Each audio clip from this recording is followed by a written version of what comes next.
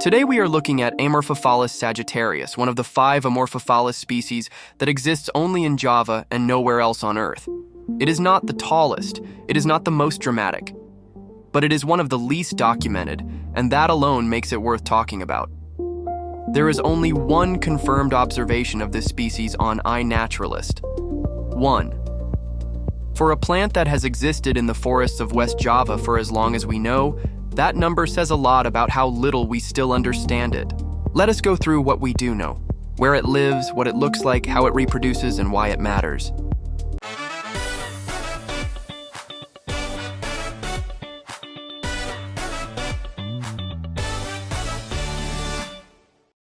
Amorphophallus sagittarius was first formally described in 1953 by the Dutch botanist van Steenis, published in Acta Botanica Neerlandica.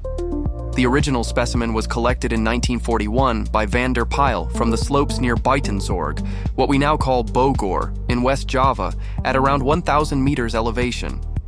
That original holotype specimen is still held at Herbarium Bogoriense in Bogor. The species belongs to the family Ericeae, tribe Thomsoniae, the same classification as all other Amorphophallus species.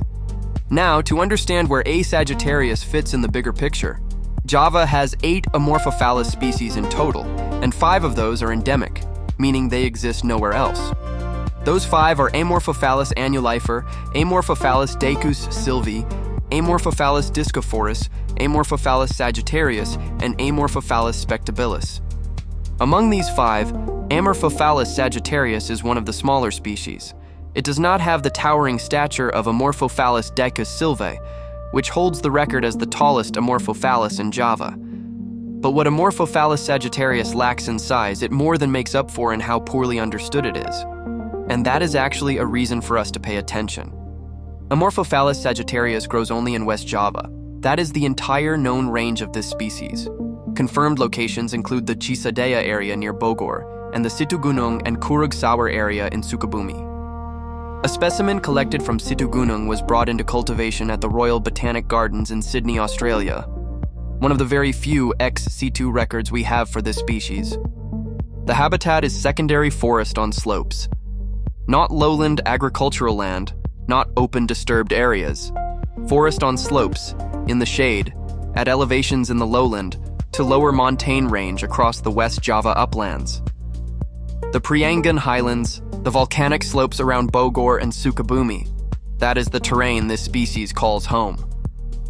This matters for conservation. Amorphophallus sagittarius does not seem to tolerate open or heavily disturbed ground the way some of its relatives do. Amorphophallus variabilis, for example, can grow in teak plantations, village gardens, and roadsides. Amorphophallus sagittarius appears much more specific about its conditions. And West Java is the most densely populated province in Indonesia. The forests where this plant lives are under sustained pressure from agriculture, development, and land conversion. A species that only grows in a specific type of shaded slope forest, in a single province in a handful of known localities. That combination is a conservation concern, even without a formal threat assessment. Let's start from the ground up. The tuber is small for an Amorphophallus, roughly spherical, yellowish-brown, measuring about 4 to 5 centimeters tall and 6 centimeters across, with a maximum weight of around 120 grams. Compared to giants like Amorphophallus titanum or Amorphophallus decus sylvae, this is a much more compact species. During the vegetative phase, it produces a single slender petiole, 30 to 40 centimeters tall and about 1 centimeter wide at the base. It's mid-green below, becoming darker green with bright green spots edged in whitish and dark green. The leaf reaches up to 80 centimeters across, with glossy green elliptic lanceolate leaflets above and slightly grayish-green beneath.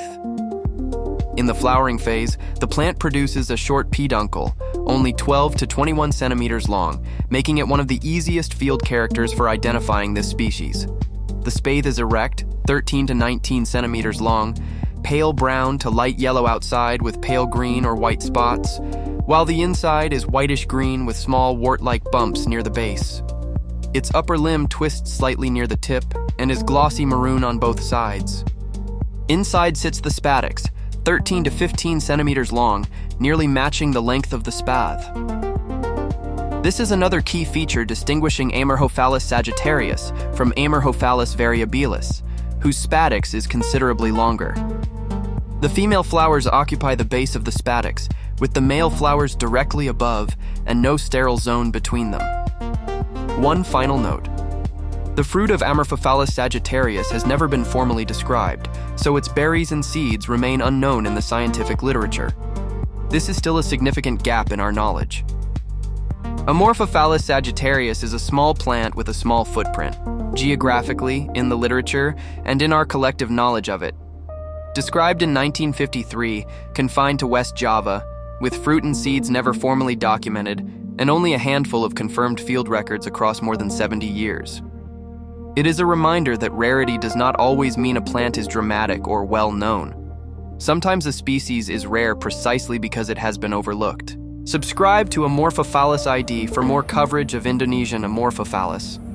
References for this video are in the description below, and if you want to go deeper, species profiles, distribution data, and more resources on Indonesian Amorphophallus, visit us at amorphophallus.id.